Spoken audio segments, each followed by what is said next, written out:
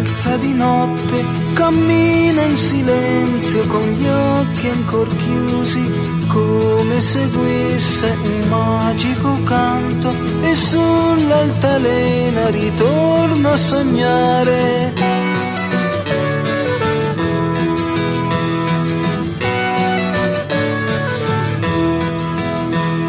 La lunga vestaglia, il volto di latte, i raggi di luna sui folti capelli, la statua di cera s'allunga tra i fiori, folletti gelosi la stanno a spiare.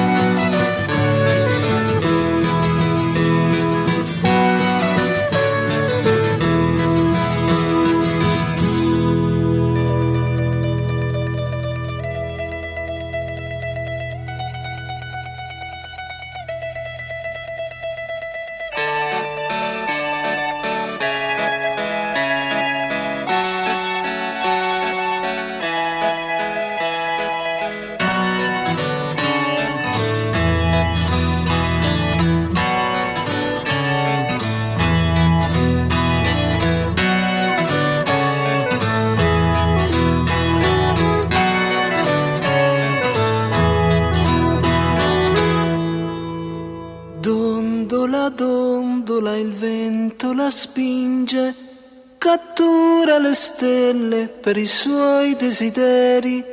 Un'ombra furtiva si stacca dal muro, nel gioco di bimba si perde una donna.